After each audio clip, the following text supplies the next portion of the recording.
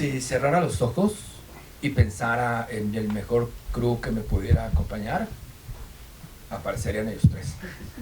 Entonces, consideren que están ante verdaderamente unas figuras y de las personas más notables en cuanto a su capacidad de diseño y su concepción artística. Salvador y Mari son personas que han trascendido, ¿no?, su trabajo, y es un orgullo para mí estar aquí con ellos. Y el maestro Jasso, pues es también un asistente de dirección tan bueno que lo despiden de proyectos por intentar acabar en tiempo, en forma y sin que le pase nada a nadie, ¿no? Sean bienvenidos al Centro de Capacitación Cinematográfica. También es un gusto para mí. Después de 13 años de haber dejado de dar clases, estoy regresando a la escuela que me vio formarme por primera vez como profesor en producción, ¿no? Y pues, quiero agradecer mucho el trabajo de los compañeros y compañeras de la especialidad en producción, que es la única escuela en México que tiene una carrera de 2 años para estudiar en particular producción de cine, ¿no? Entonces, sean bienvenidos.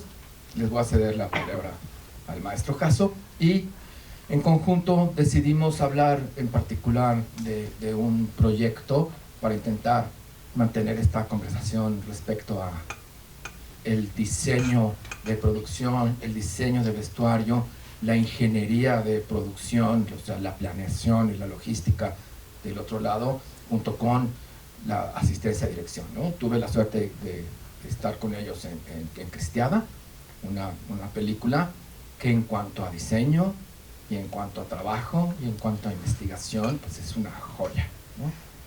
Entonces le cedo la palabra al maestro Jasso, que va a servir también como moderador. No estuvo con nosotros en esa peli, hubiera sido un éxito que hubiera estado, pero no fue así. Maestro. Muchas gracias a todos y a todas por venir. Muchas gracias a Tania por organizar el encuentro y muchísimas gracias y súper honrado de compartir esta mañana con genios y genias como las que tenemos aquí. Son de los, así, yo creo que de lo más elevado que hay en el país con respecto a diseño de producción, diseño de vestuario. Es un honor, la verdad. Bueno, Cristiada, yo no participé en esa película, vi la película, está disponible cuando la quieran ver, y pues, yo vine aquí un poco a coadyuvar un poco la conversación sobre cómo coordinarnos para que la magia suceda, ¿no? Cómo desglosar un poco la historia y el guión y abrir esos huecos para que puedan entrar las mentes creativas, artísticas, para poder generar esa burbuja, ese espacio dentro de la corredera y el sinsentido que se vuelven las producciones y los números y presupuestos y la urgencia y todo era para antier.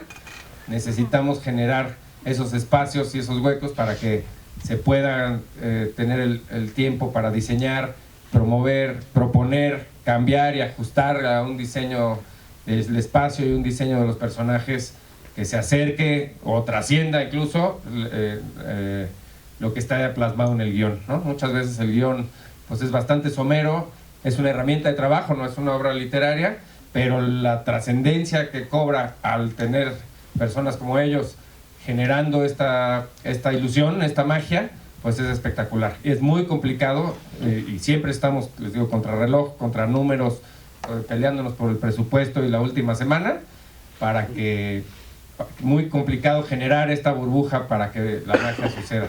Aquí este par han encontrado la coyuntura para que explote esa burbuja del tamaño de supernova y puedan generar esas magias que han visto, no solo en Cristiada, sino en la mayoría de sus proyectos, ¿no? Pues muchísimas gracias, Maries y el maestro Parra. No sé cómo deberíamos de seguir, si quieres. ¿El contexto de Cristiada lo quieres para...? No, pues...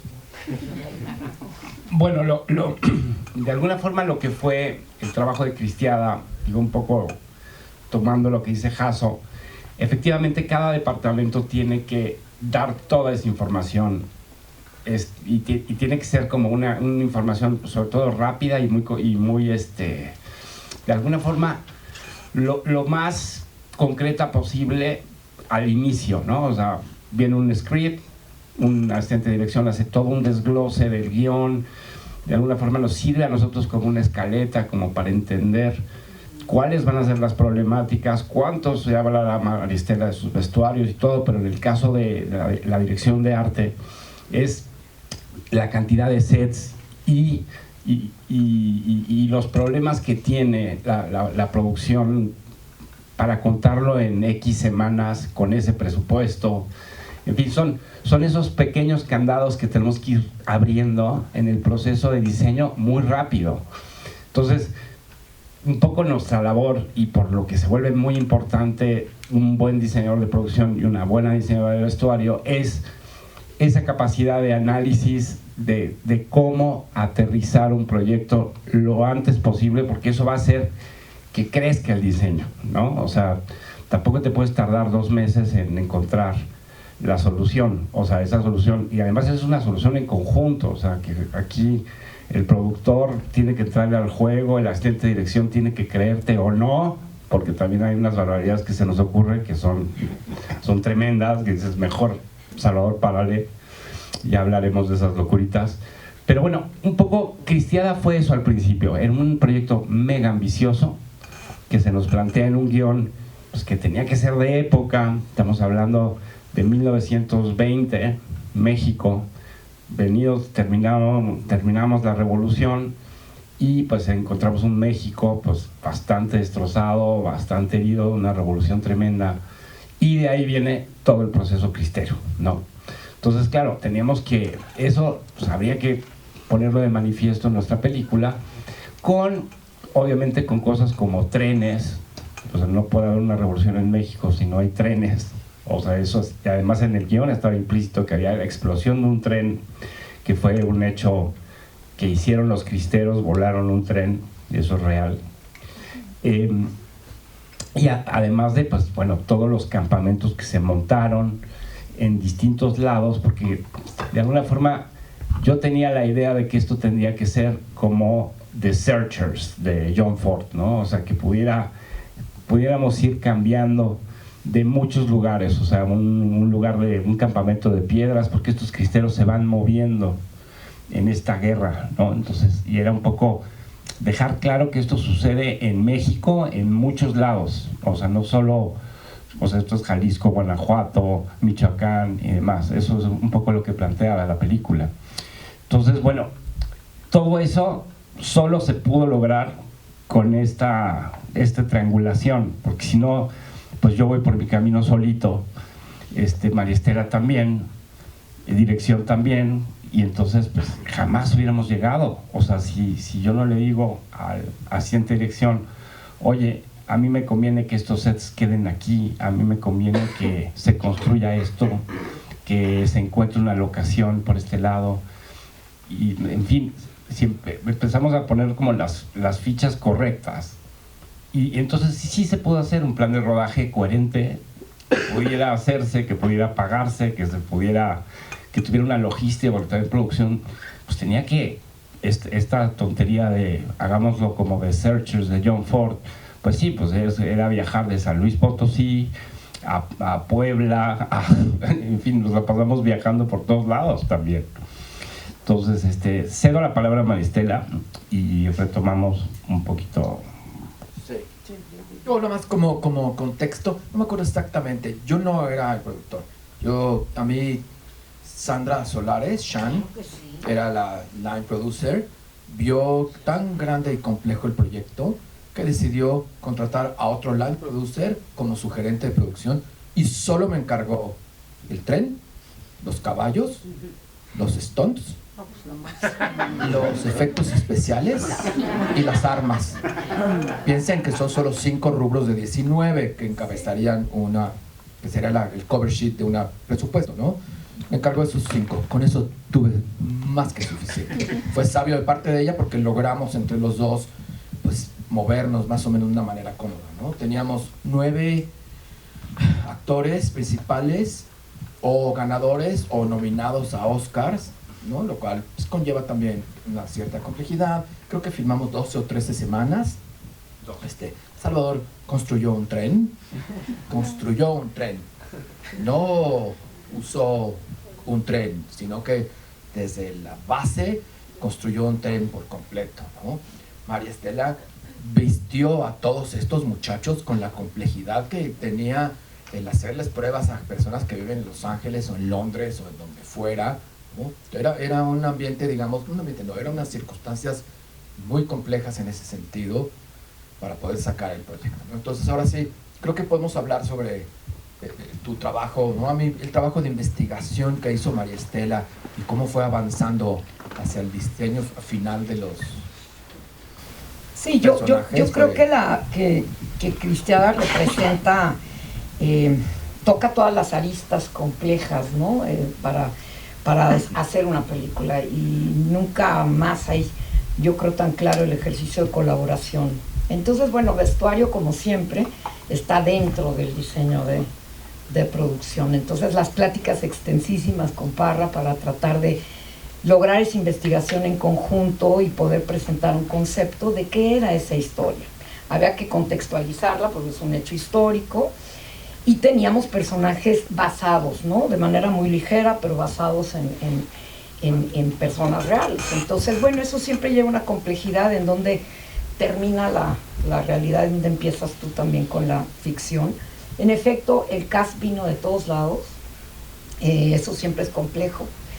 Y logramos, para que se den una idea, ya en volumen, o sea, los trailers más grandes que existen en este país adaptados para vestuario, 2.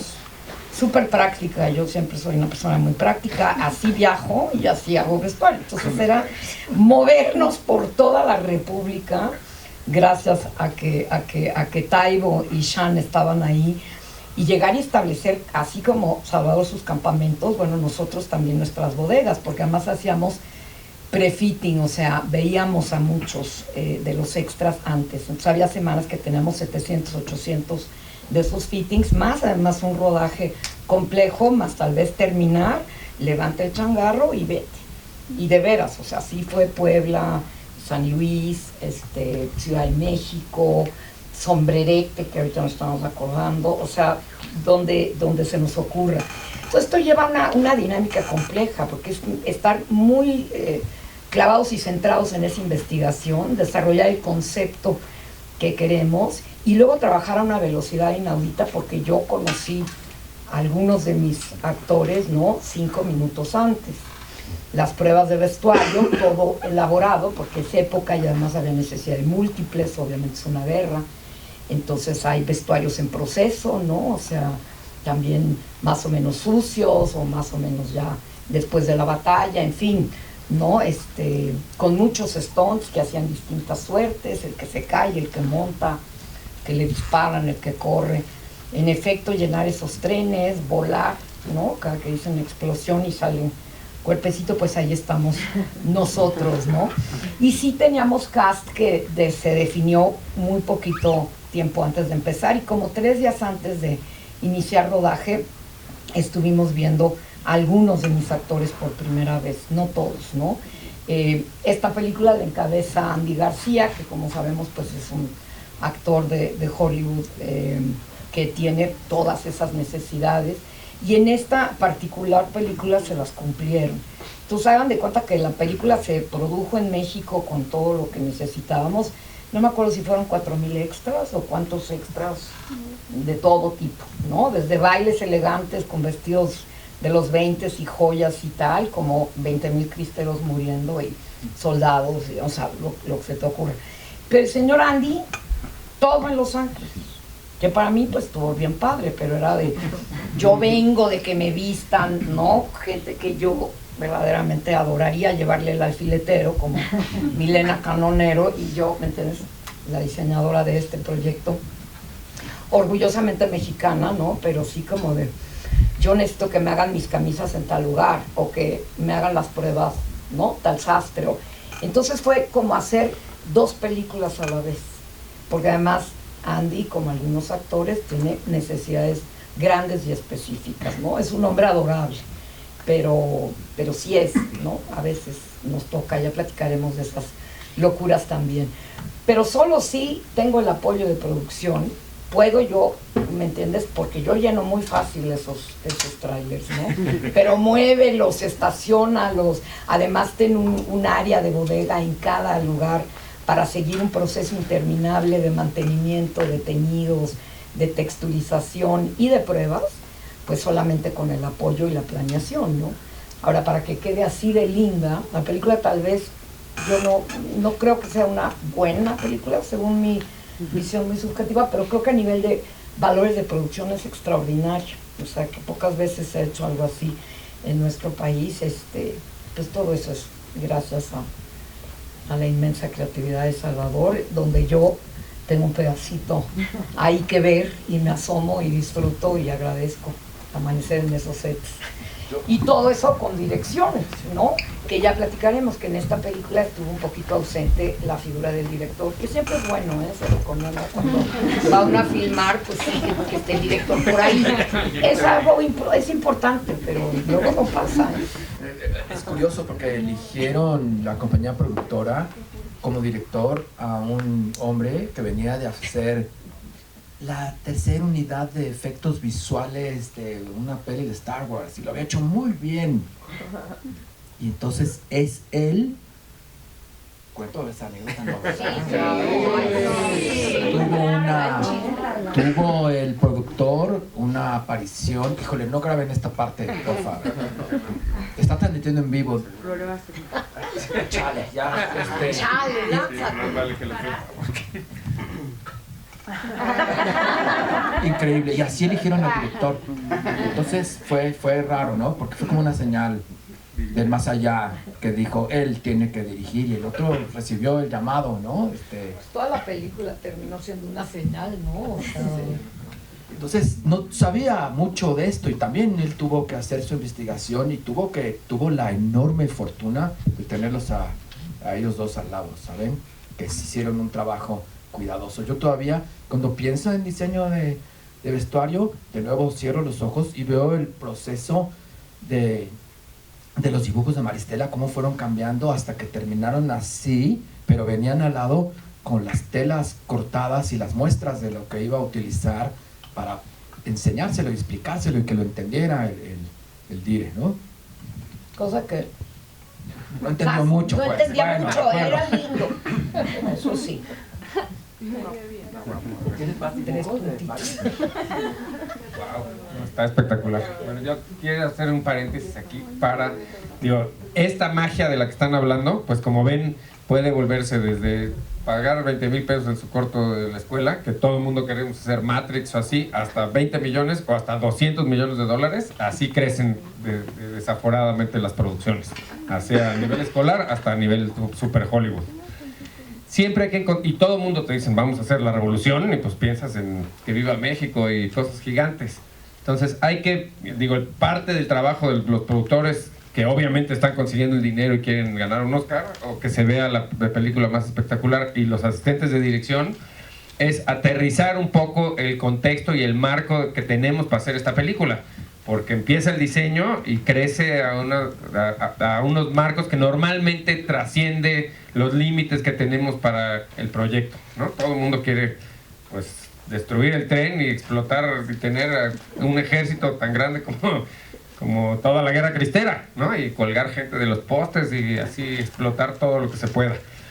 Y solo tenemos 15 semanas, ¿no? Y solo tenemos tantos millones. Entonces hay que tratar de contextualizar y meter dentro de la magia que queremos hacer, y todo el dinero que vamos a invertir se vea en la pantalla, pero meterla en un marco claro de las semanas que tenemos para prepararlo y para ejecutarlo, ¿no? Y eso es parte esencial del trabajo de los asistentes de dirección, y de los productores, obviamente, de tratar de exprimir al máximo visualmente lo que vamos a tener dentro del marco de las limitantes de producción. No hay dinero que alcance para llegar a la luna en este negocio, ¿no?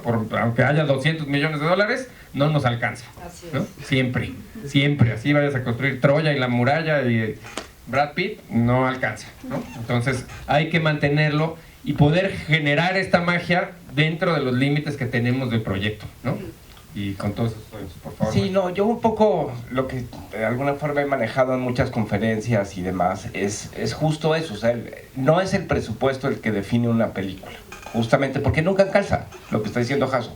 O sea, siempre nos vamos a que, claro, sí, tráiganse un tren de 1900 por vía, y eso por supuesto Taibo, yo me acuerdo cuando planteamos el tema del tren, decía, claro, nosotros en Bandidas usamos un tren del Museo de Durango, que era una máquina preciosa, pero claro que al andar se calentaban los ejes, pues es una máquina que lleva sin andar en vía muchísimo tiempo. Entonces había que moverlo súper despacio para que entonces no se calentara el eje, y además pues es una pieza de museo, lo que implicaba bajar una máquina con el peso que tiene, ponerlo en vía, más los permisos que ya hablará Carlos, para montarlo en una vía que ya dejó de ser nuestra, ahora es de Union Pacific o lo que sea. Entonces eso es lo que planteaba Bandidas, la gran producción, ¿no? de Salma Hayek y tal. Bueno, entonces, claro, ahí es donde viene este tema, o sea, es el diseño el que define el tamaño de una película, y no su dinero. O sea, y eso es muy importante que lo sepan. O sea, un diseñador de producción no puede llegar a decirte es que para lo que tenías es para lo que te alcanzó, ¿verdad? Porque eso es gravísimo. O sea, si alguien se los dice, despídanlo rapidísimo, o sea, desháganse de él. Es alguien que no merece si quiere estar ya en este proyecto ni en el cine. O sea, hay otras cosas, puede entrar a la telefonía, a hacer algo, pero que no se dedique a esto. Entonces, justamente es eso, o sea, ok, sí queremos un tren, pues perfecto, vamos a hacer un tren.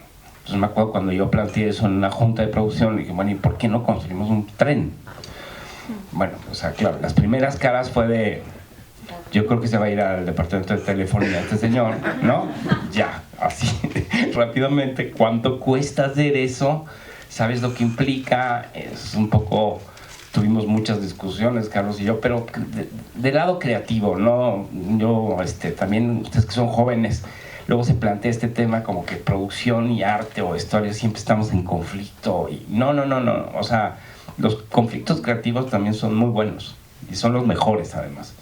Entonces fue de, hagamos ese tren. Mira, fue nada más rápidamente, aquí, deja el anterior. Aquí nos pidió Andy García, ahorita que hablaba Maristela de que pues, quería desde Los Ángeles ver cómo se iba a ver. Nos pidió renders de él mismo, de cómo se iba a ver el señor en la locación, ¿no? Para ver si sí le entraba al proyecto.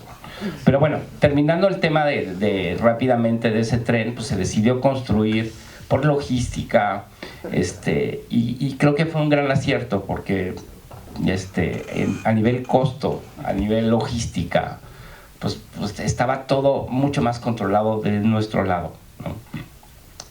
Y además, como nos movíamos, pues tenía que ser algo que se movía, y se movía por vía. Era un tren que pesaba 18 toneladas, y eso pues es un tren de cartón. Imagínense uno de verdad. No es de cartón, ¿eh? Ahorita hablamos de eso. Ahorita hablamos y lo vamos a ver. 18 toneladas de cartón. Vanis, te dejo. No. Íbamos en el iPhone 1, ¿no? Ahí todavía no existía. Insistir en que la complejidad de conceptualizar una historia así, sin una guía real de por dónde queríamos caminar, si no nos ponemos todos de acuerdo, en este caso por no existir esa guía por parte de dirección, pues sí terminó cayendo en producción, en asistentes de dirección, en parra y en vestuario, y por supuesto maquillaje, y, o sea, todo es impecable, todo estuvo, y al final no se logra. Es un acto de amor, ¿no? Y hay que coincidir, como dice la Poniatowska, y aquí coincidimos en la parte, yo diría, creativa y de producción, pero al final, pues eso sí necesita uno la dirección también, ¿no? Teníamos muy buenos actores. En esa película está Oscar Isaac, que ahora se volvió famosísimo en Star Wars y todo, y que ahí vino a hacer un papel, ahí lo tenemos, ¿no? Que decíamos que este cuate, ¿por qué no? O sea, también el casting era rarísimo, pero sí nos dimos cuenta, gran personaje el 14, hizo un espléndido trabajo, es un gran actor, y luego, bueno, es uno de los que llegó a ser ahorita un top, ¿no? Pero bueno, siempre muy amable, diría yo. Por lo menos con nosotros. Claro, es una visión romántica, porque era amable con ella. Oscar, si me escuchas, fuiste un latoso. Fuiste de mucha guerra. Digo que sabía montar a caballo. Todo un tema, porque los cristeros hicieron todo esto a caballo. Se fueron moviendo y fueron avanzando, tratando de ganar territorio contra las tropas federales. Entonces había que montar a caballo, había que disparar arriba de los caballos y una serie de situaciones complejas que para alguien que no monta muy bien a caballo, pues es difícil. A los caballos no les gusta que uno dispare y haga ruido con armas arriba de ellos, más cuando no son caballos de guerra, ¿no? No voy a andar en el tema porque no está padre, pero me gustaría, regresemos un momento al tren, ¿te parece? Porque hay un video ahí. Sí, cuando Salvador dijo hagamos un tren, de los primeros que se asustaron fui yo. Pero tiene razón, la opción B a no hacer un tren, una locomotora de vapor hoy en día en México, solamente en museos, ¿ok? Y bajar algo que ya no rueda, que no está funcional, es un problema, porque en efecto pues, los ejes se calientan y se vuelve una situación súper compleja, ¿no? Entonces Salvador diseñó desde los ejes y todas las plataformas y todo el mecanismo para que después colocamos ese tren que, si mal no recuerdo, lo rodamos como 300 kilómetros. O sea que empujábamos un prop durante 300 kilómetros con locomotoras diésel sobre vías de tren funcionales, ¿no? Donde pasaban trenes de carga y teníamos que hacernos a un lado, ¿no? Y girar un tren y es que el sol pega mejor del otro lado y queda más lindo que vaya de este a oeste. Pues eran temas de 2 o 3 horas, ¿no? Con suerte, si había cerca o esperar el día siguiente, ¿no? O venía el tren cargado de frijol de Zacatecas hacia Durango y había que esperar 45 minutos a que pasaran 600 carros de tren, ¿no? Que nadie te creía que era cierto hasta el día que lo vieron pasar y hubo que parar, ¿no? Durante una hora que pasaran todos los carros. Vamos con el tren, Salvador, cuéntales. Fue una experiencia espectacular. Quedó el tren. Aquí vamos si quieres, vete más despacito. Preparé un video, soy diseñador de producción, no editor, se puede ver, perdonen todos, pero vete al principio, es un poco más, hasta el mero principio, así poquito en poquito, avanzando. Bueno, está bien, pero esos son los interiores, teníamos varios, un tren que tenía primera, segunda, tercera, carga, en fin. Y claro, pues es un elemento que ya es de época, así que esto es el tren, ahí se ven las partes de construcción, porque luego no me creen de que cómo que era de madera. Pues claro que era de madera, por supuesto. No era de madera una parte. Bueno, eso es de metal, ok, great. Todo esto tuvo que tener el visto bueno de los ingenieros de vía del ferrocarril, porque no estaban dispuestos a que nosotros pusiéramos un cacharro sobre sus vías y se fuera a fundir o a derretir y se tuviera que paralizar esta vía que transporta muchas cosas, pocas veces, pero muchas toneladas, ¿no? Entonces hubo que someter todo esto a pruebas de los ingenieros y toda la base que creó Parra con Tuviste un director de arte, ¿verdad? En particular encargado de esto.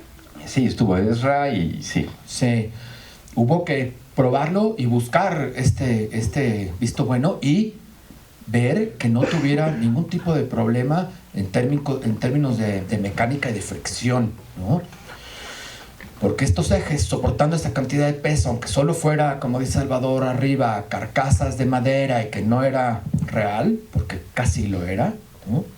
Pues implicaba un desgaste y algo que teníamos que asegurarnos de que no se fuera ni a romper ni fuera a pasar nada. Ya, discúlpeme. No, y que además pues tampoco tenía, o sea, por fuera era un gran pro, pero no tenía frenos. O sea, ¿cómo frenas una cosa en vía de 18 toneladas, ¿no? Entonces, bueno, sí, la verdad es que sí fue un poco una locura, pero justo con el apoyo de tanto de ingenieros como de producción y demás, pues pudimos. Ahora sí, si quieres, déjalo correr para que lo vean. Van a ver las pruebas que se hicieron. Ahí es cuando están los ingenieros probando nuestro tren. Entonces, claro, ahí comprobamos los mecanismos, los ejes, o sea, que sí pudiera andar en vía. Entonces, y lo que ven aquí del lado derecho es un high ride o no sé qué, que es como una pick-up. Izquierda, lado izquierda. En vía. Esa cosa blanca. Sí. Y entonces eso es lo que impulsaba nuestro tren, tanto así que por delante o por detrás. Y como se podía salir de la vía, pues podía regresar el tren muy rápido y volverlo a poner. En fin, la verdad es que fue buenísimo porque pues ahí teníamos el gran prop de la película que o sea, no solo juega cuando explota, juega cuando una de las cristeras tira una granada en una estación, se escapa en el tren en otra escena. En fin, tuvimos que jugar ese tren como si fuera muchos trenes dentro de la película. Pero ahí está, esa fue la prueba. Tú estabas ese día ahí. Sí estaba. ¿Cómo estaba? Fue como la primera vez que el tren ya anduvo en vía. Y entonces, bueno, paramos el tráfico en Durango, fue un desastre. Pero bueno, ahí estaba el tren, se probó, el ingeniero dijo, este tren llega donde tú quieras, no pasa nada. Y efectivamente, estábamos ahí, teníamos que hacer una escena en esa estación.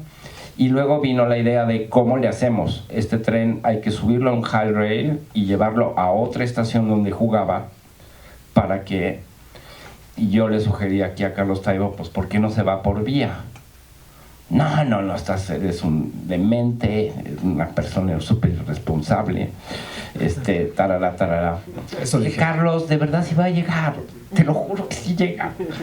Y el ingeniero nos confirmó que sí, que él sí se aventaba el tiro, y tal cual. Y entonces este tren viajó por unas vías maravillosas, increíbles, mientras la segunda unidad dormía se tiró a la alberca del hotel a pasar el día.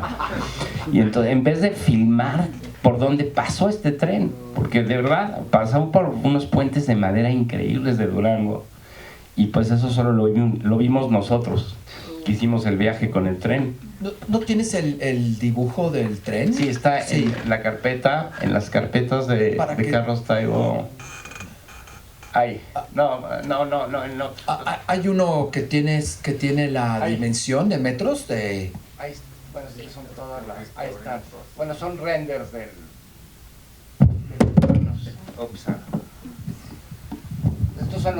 Estos son los renders iniciales, pero, o sea, no traje los planos. ¿Querías los planos? No, quería que se dieran cuenta de la dimensión, porque cada vagón tenía... Cada vagón tiene 12 metros. ¿12? Sí. Entonces, bueno, sigue. Es que están hasta el final. Esas eran las estaciones que también recreamos muchas. Sigue. Ahí está. Te regrésate un momento. Ese es el despiece más o menos de cómo se construyó. Se concibió la forma volumétrica para hacer el tren. Adelante. Bueno, esos ya son renders que tuvimos que presentar. Son con los concepts. Este es el tren. Este es el tren. Tal cual, esto fue lo que se construyó. 3 vagones, una cosa de carga de carbón. ¿Sí? Ajá, sí. Y el diésel y la máquina, ¿no? Y la máquina. Y luego, efectos especiales, llenó esto con unos mecanismos y la combinación de lo que salía de aquí, del tren, de la chimenea, cuando llegaba a los lugares para que se viera el vapor, eran unas enormes máquinas de vapor de Alex Vázquez, de Fexcine, de efectos especiales, pero también una combinación de extinguidores que echaban, ¿saben? Cuando el tren iba frenando por los costados. Súper tóxico todo esto. Hoy no creo que nos dejarían volver a hacerlo, ¿no? Pero probablemente una llegada del tren y una frenada entre las calderas, el vapor, las máquinas de Alex, más el mecanismo que disparaba 14 extinguidores al mismo tiempo, pues era una cosa espectacular, se veía increíble. Y piensen que al ladito, por ahí atrás, donde no se ve, muchas tienditas de campaña, y nosotros desde las 3 de la mañana vistiendo todos los extras, que eran miles, ahí en estos bonitos parajes para luego poder llenar este tren, llenar la estación con toda la vida que lleva, ¿no? Y está sucediendo pues eso.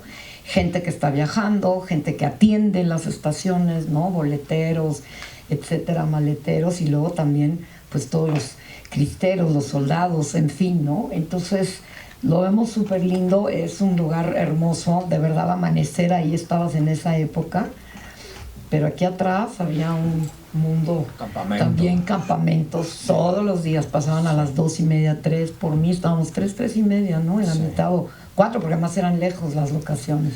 Probablemente éramos unos 200 de crew, ¿no? Miles. Por ahí. Sí, es posible, era sí, grande. Sí. Entonces, para que esta magia suceda, para que este ejército cristero avance en un tren así, hace falta otro ejército de filmadores que tienen igual necesidades como humanos, ¿no? De dormir, comer, vestirse, lavar su ropa y demás, que es una logística súper complicada y súper demandante, y que hay que aprender a dimensionar de, ok, vamos a vestir un ejército y tomar una estación, o hacer explotar un tren, o tomar una ciudad, o simular una batalla. Implica toda una logística de horas de trabajo, gente que tiene que dormir, gente que tiene que comer, aunque la mayoría de los directores y productores no lo quieren permitir. Es un asunto de seguridad, ¿no? Mover un tren, aunque sea de madera, es un circo regular, ¿no? Entonces, mi experiencia filmando trenes es hasta bastante peligroso. Cuando el tren se mueve, aunque sea de madera, te arranca una pierna, ¿no? Puede ser potencialmente peligroso. Estar poniendo extras a un lado de donde va a haber una bomba, o donde hay una caldera de vapor, donde la gente está desde las 2 de la mañana con medio mal comidos, sin dormir y demás. Entonces hay que aprender a dimensionar todo el esfuerzo requerido para hacer esta magia. Tiene que estar dentro de las condiciones fílmicas de mantener a tu equipo de rodaje vivo, dormido y descansado y bien alimentado. Yo podría aprovechar para disculparme si en algún momento dudé de ustedes, o me puse loco, o les dije alguna cosa extraña, pero me gustaría volver a hacer esta película, además de darle otra oportunidad de que hubiera otro director.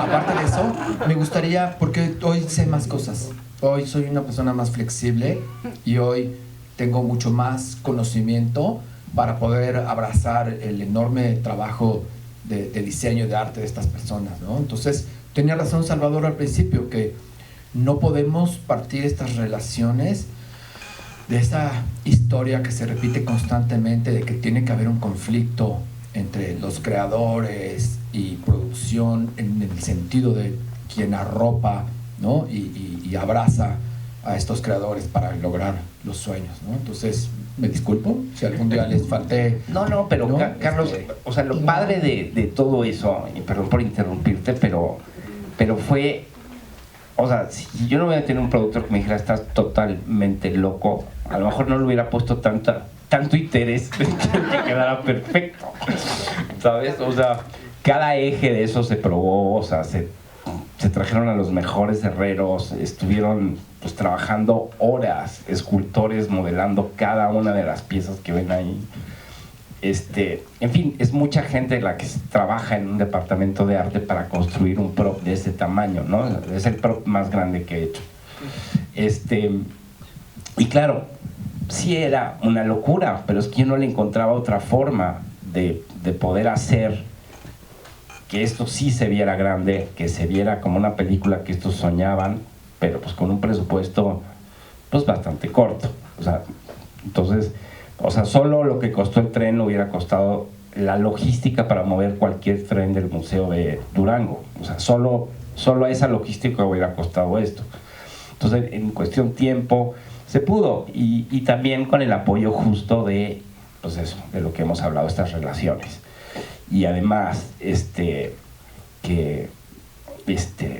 pues de alguna forma todo el mundo compró, ¿no? O sea, yo me he metido en ideas así absurdas como construir pueblos de tela que parezcan adobes. Pero pues para eso necesita ver a alguien que se lo crea y pues ahí está producción. Y producción es el que te apoya. Y no porque cueste menos, sino porque ve factible que sí llegues, ¿no? O sea, tanto yo tengo que asegurar que llego, como producción tiene que asegurar que termina la película, ¿no? O sea, ahí estamos en ese punto en común y tenemos que estar ahí siempre como en eso, muy claros todos, de que con el mismo presupuesto a veces nos pasamos poquito. Pero asegurar que sí lleguemos. Ese es como el principal punto de encuentro entre nosotros. Yo creo que es importantísimo. Yo también me gustaría hacer esa película de nuevo en otra situación, porque cuando estamos frente a un proyecto complejo y grande, sí hay una tendencia a nada más preocuparnos por lo propio. Yo en mi caso pues eran estos miles de extras y de actores y que no los conocía y que iban a venir de fuera y con poco tiempo y múltiples y teñidos y la época, lo que sea. Pero hay un momento en donde cree uno que es protagonista, y sí lo eres protagonista, y no se puede contar esa historia sin todo ese trabajo.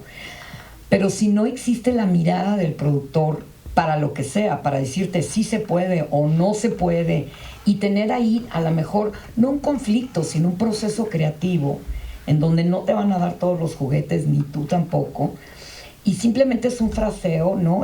No hubiéramos podido llevar a cabo esta película. Muchas veces es muy sencillo, tú puedes llegar y decir, oye, necesito 10 de lo que sea, ¿no? Y producción te va a decir, oye, tenemos 8, ¿cómo le hacemos? Ahí se puede, ¿no?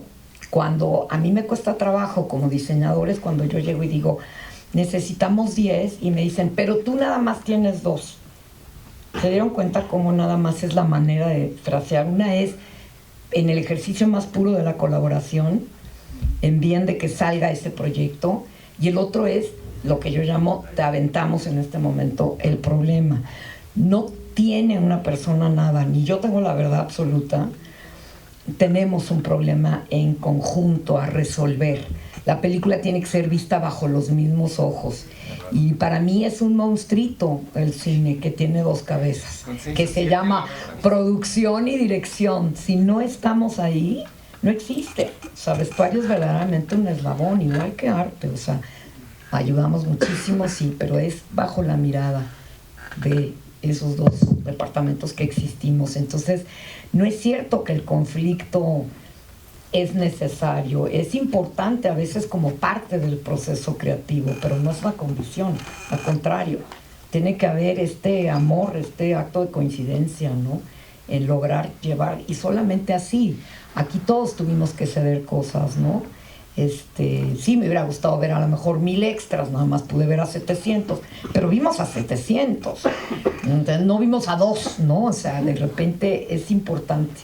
Tenemos que jalar todos juntos, chicos. Esa es la única manera de lograr esto. Así es que yo, gracias, Carlos. Sí, te lo agradezco yo también a ti. Y me estaba acordando de Peter O'Toole. Ay, tan divino. Trabajamos con Peter O'Toole, chicos.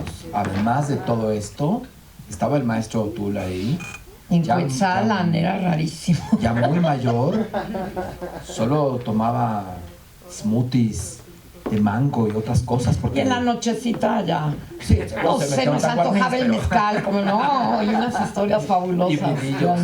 Pero bueno, una joya de personaje, ¿no? Ay, igual que Andy, sí. una vez que Andy supo que estaba en manos de profesionales en todos los sentidos, ellos, los Stones, los productores, los asistentes de dirección, cambió por completo.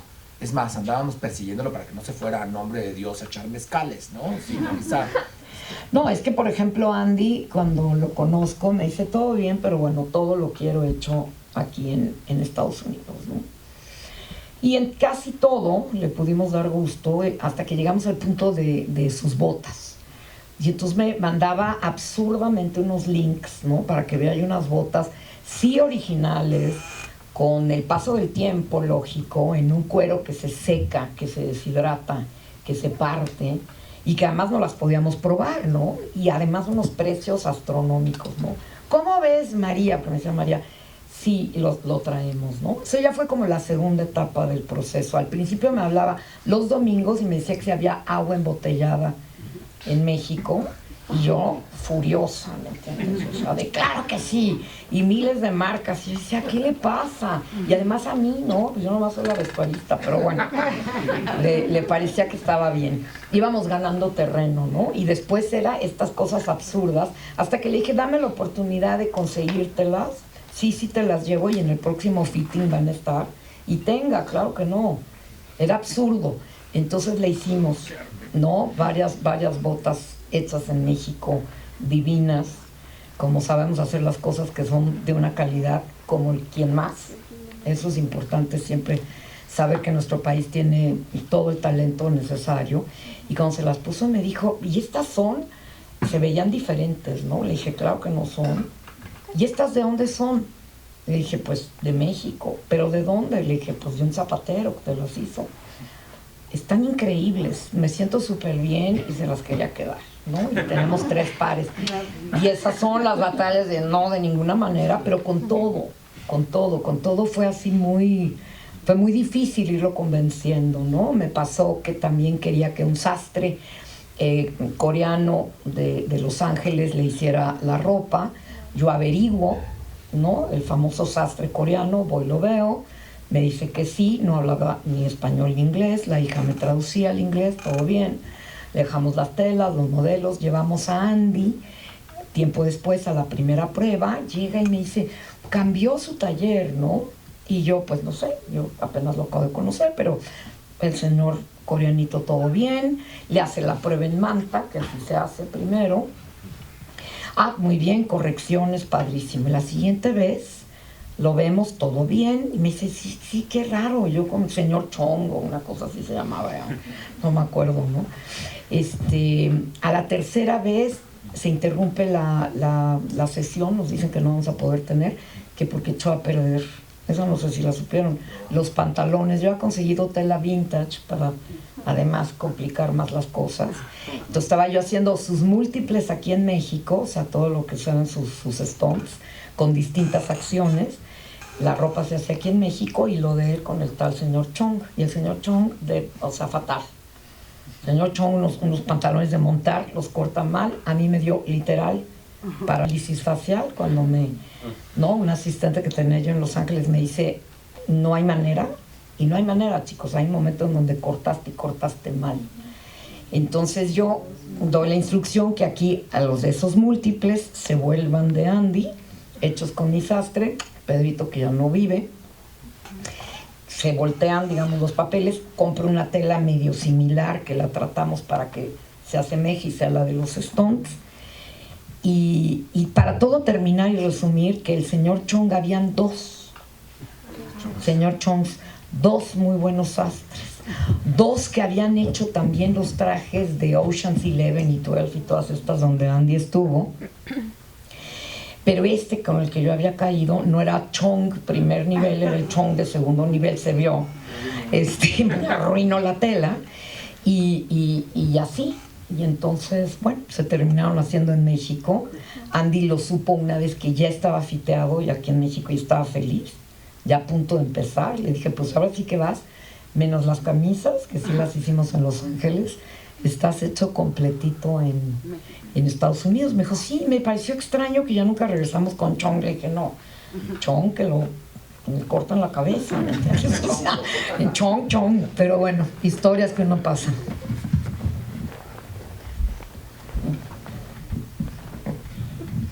¿Sí? No, bueno, pues otra vez retomando, es sorprendente todo este proceso creativo que hay que desarrollar. Tiene que caer dentro de los parámetros de producción. ¿Cuánto tiempo antes tenemos que empezar a diseñar una película? ¿Cuánto presupuesto vamos a designar para pruebas de vestuario, pruebas de sastres, pruebas de señores Chongs en todo el mundo? Porque así se las mandan los actores de Hollywood y dicen, ahora necesito mis zapatos de piel vegana, ¿no? Que nos acaba de pasar en Guadalajara, claro. Y que hay que diseñar toda una película de época, de vestuario de 1930 con zapatos de piel vegana, porque el señor no come borreguitos. No, bueno, es que por contrato Joaquín Phoenix, por ejemplo, no, Napoleón, nada puede ser de origen animal. Entonces las sedas, las lanas, el cuero, etcétera, pues todas vienen de animalito. Entonces te quedas, ¿no?, condenado a hacer cosas de época, ¿no?, con plastipiel, lo que eso quiera decir. Hay muy buena piel vegana ahora, como se le llama, muy elegante, pero bueno, no es lo mismo, ¿no? Y es complejo, y hacer época sin acceso a todo esto, pero es por contrato. Joaquín es activista y muy bien y muy respetable, ¿no? Muy respetable, nos dejó plantados en Guadalajara. Bueno, eso ya son otras cosas, pero... 38 vestuarios listos para él, veganos. ¿Sabe qué? Hoy no voy a tomar el avión, ya me arrepentí. Pero bueno, esa es otra historia. Lo que quería yo mencionar, digo, que caiga del lado del diseño del proyecto, no solamente el diseño creativo, sino del diseño estructural, de cuántas semanas nos va a tomar todo esto, a quién hay que buscar un doble con las mismas medidas para que puedan diseñar, para que le puedan probar, a ver si le va a gustar, si no, si le queda, cuántas semanas de preparación y de diseño tenemos que programar para que vayan a tomar medidas del espacio donde tenemos que reconstruir una estación de tren. ¿Cuándo se pone eso en el plan de trabajo? No puedo empezar la semana 1 de rodaje con un tren ya listo si apenas va a empezar a trabajar el equipo de arte, ¿no? Entonces, todo esto tiene que caer dentro del diseño de la película en general, no solamente del diseño creativo, sino del diseño de semanas de ensayos, semanas de fitting, semanas de pruebas de vestuario de los extras, que a veces son gente de pueblo para que tengan el look correcto, que nunca en su vida han ido a una prueba de vestuario. Stunts, que no son medidas normales, Stunts que llevan protecciones adentro, para poderse caer del tren, ir a excavar hoyos donde tiene que haber alguien que se caiga del tren para rellenar de colchones, cubrir con tierra y hacer pruebas de velocidad del tren para que 3, 2, 1, salta, ¡pum!, tiene que caer en su marca específicamente. Y todo esto tiene que suceder semanas antes o días antes, o a veces hasta horas antes de que llegue el equipo de filmación, ¿no? Que son 200, 300, 500 personas cobrando como si fuera presidente del Senado, contrarreloj, como normal. Pero y todo esto tiene que salir perfecto, ¿no? En el mejor de los casos ya todo se probó, se aprobó, se autorizó, se pintó, se volvió a pintar, se volvió a medir, se volvió a cortar, cortaron la cabeza al señor Chong y llegamos a tiempo para el día de rodaje, ¿no? Todo esto hay que no perder la perspectiva de la planeación estratégica que requiere generar esa burbuja, que era lo que hablaba al principio, para que esa magia suceda en tiempo y forma dentro del presupuesto y los tiempos de una película. Sí, yo aumentaría que cuando se piensa en época, de inmediato piensen en más preparación. Traten de tener más tiempo para solucionar, pensar, para darle más tiempo a todas sus cabezas creativas, para investigar, para acercarse. Por ejemplo, tuvimos un problema con las armas. No había tal cantidad de armas de época. Cuando hablo de armas adaptadas para disparar salvas, ¿no? Tienen un proceso, son armas reales, que están modificadas con reductores por armeros, siguen teniendo una licencia, y no había armas suficientes para todas las que necesitábamos que dispararan salvas. Entonces se alquilaron en una casa de renta en Estados Unidos, tuvimos que contratar un armero, pero todo este proceso tomaba aproximadamente 3 meses entre que nos autorizara el Departamento de Estado norteamericano y la Dirección General de Armas de Fuego en México para unos exportarlas y otros importarlas temporalmente, ¿no? Entonces fue básica la colaboración de Salvador, y después ya empujamos al DIRE de decidir cómo eran las armas del general Gorostieta, cómo era la escopeta que usaba el 14, cómo eran los rifles que tenían las tropas federales, qué armas llevábamos quién, cómo era la ametralladora, porque tuvimos que empezar ese proceso con mucha antelación para llegar al rodaje, y las armas llegaron 3 días tarde. No hubo poder, porque pues uno no puede hablar al Departamento de Estado en Estados Unidos ni a la Dirección General de Armas de Fuego y Explosivos en México para decir: oigan, ¿qué pedo? ¿Dónde están mis armas? No funciona así, ¿no? Estuvo rudo, porque los primeros 3 días de rodaje solo teníamos armas que había hecho Salvador, props, ¿no? De plástico, dummies, ¿no? Entonces, por eso también quiero volver a hacer esta película, para sumarle otras 5 semanas más al proceso de importar armas. Si alguna vez produciendo se topan con esto de que tienen que traer armas modificadas, tengan muchísimo tiempo, y por lo tanto hay que tomar decisiones con mucha antelación, ¿no? Decisiones de nuevo que son estéticas, era súper importante cómo eran. Y también prácticas, porque, o sea, además de todo el problema de las armas, si son reales y disparan y tal, pues entonces no puedes subir a un actor con un rifle real en un caballo o una espada, en el caso de la caballería. Entonces esa espada, sí, claro, va a estar la espada, por supuesto, si no sería incorrecto el personaje, pero esa espada o es una especie de hule, o es un aluminio súper flexible, que si se llegase a caer, no se la va a enterrar, no lo puede subir con un sable real de acero, toledano, pues, o lo que sea, porque claro, corres el riesgo de que realmente exista un accidente, ¿no? En el caso de los rifles también, o sea, primero que ya a ese nivel, pues son rifles que son de antigüedades, pues, ¿no? Ya son caros. No, ya de entrada, primero que nada. No, primero es el actor, no el rifle. Pero de ahí sí sigue el rifle, o sea, tampoco puedes ahí perder un prop importante porque afectaría a producción el costo de eso y por supuesto, primero que nada, la seguridad de nuestro actor. Entonces, aunado a lo que dice Carlos, pues también hay que considerar todo un presupuesto por aparte que viene a hacer todos estos dummies que le llamamos, que son réplicas, todos los dobles que hace Maristela de cada personaje, porque pues se caen, se disparan, y demás, y todos estos van apropiados igual que el actor, o sea, es decir, el señor de props, que es el que se encarga de todos los elementos que le dan personalidad a un actor, desde sus medallitas o sus insignias militares, en el caso de los federales, o en fin, sus detentes, que eran estos como cositas que usaban los cristeros con cosas religiosas y corazones y cosas, pues todo eso habría que hacerlo por triple, porque era el actor y además el doble, ¿no? Entonces, sí, ahí sí tenemos que estar. Y por ejemplo los cactus, ¿no? O sea, era un campo donde había una balacera y todos los magueyes están hechos de hule, porque estos caían encima de los magueyes, claro, ¿no? Pues el paisaje mexicano divino, pues eran de hule, porque pues imagínense caerse encima de un maguey, ¿no? Sí duele.